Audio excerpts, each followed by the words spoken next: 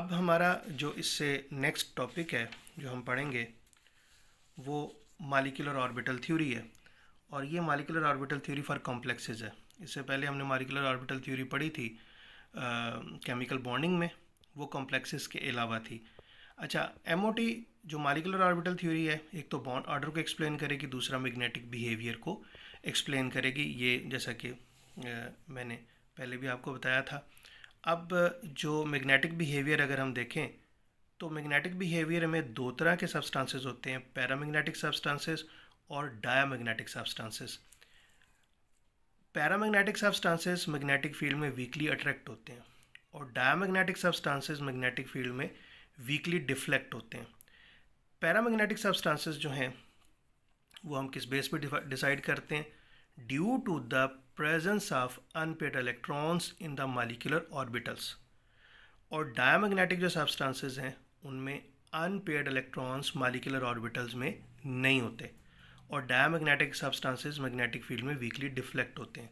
और जो paramagnetic substances होते हैं वो मैग्नेटिक फील्ड में वीकली अट्रैक्ट होते हैं।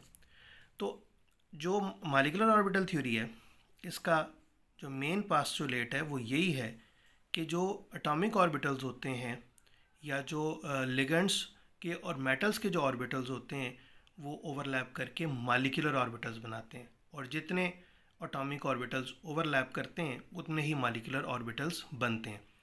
तो इसमें जो मेन कॉन्सेप्ट है वो एमओटी डायग्राम्स का है।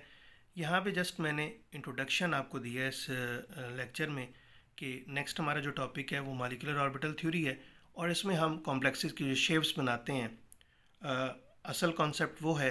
और इससे जो नेक्स्ट लेक्चर होगा उसमें ये जो दो कॉम्प्लेक्सेस हैं इनकी शेप्स हम ड्रॉ करेंगे। ये बुक में दोनों शेप्स बनी हुई हैं, ये दोनों ही शेप्स बनी हुई हैं। इस कॉम्प्लेक्स का नाम, जैसा कि आप लोग नॉमेनक्लेचर में पढ़ के आए हैं, हेक्सा अमीन कोबाल्ट 3 आइन है ये।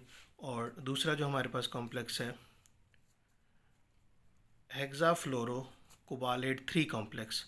इन कॉम्प्लेक्सेस का हमने डायग्राम बनानी है और हमें जब हम डायग्राम बनाएंगे तो हम ये बात एक्सप्लेन करेंगे कि किस तरह से कोई कॉम्प्लेक्स पैरामैग्नेटिक हो सकता है और किस तरह से कोई कॉम्प्लेक्स डायामैग्नेटिक हो सकता है। अब ये मॉलिक्यूलर ऑर्बिटल थ्योरी जो है वो हमने कॉम्प्लेक्सेस के लिए पढ़नी है। तो ये मैंने थोड़ा सा इंट्रोडक्शन दिया है और आज के लेक्चर में जैसा कि मैंने जो वीबीटी है उसकी कुछ एग्जांपल्स दी हैं, जैसे कि ये टेट्रा अमीन कॉपर 2 जो आइन है इसकी शेप हमने डिस्क्राइब की है।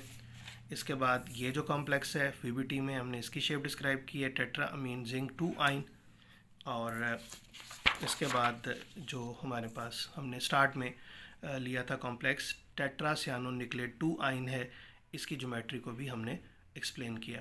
तो नेक्स्ट इंशाल्लाह जो हमारा टॉपिक होगा वो एमओटी का होगा। और साथ साथ आप लोग पढ़ते रहें, बुक को भी देखते रहें, ठीक है। ये सारा काम बुक से करवा रहा हूँ।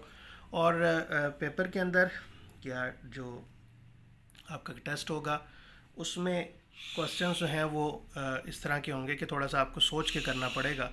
एग्जैक्टली जो मालिक्यूल मैं करवा रहा हूँ ये बुक में है, वो एग्जैक्टली मालिक्यूल जो है वो पेपर के अंदर नहीं दिए जाते, थोड़े से डिफरेंट मालिक्यूल दिए जाते हैं ताकि आपको थोड़ा सा सोच समझ के काम करना पड़े और आपका कॉन्सेप्ट मज़ीद जो है वो क्लियर हो।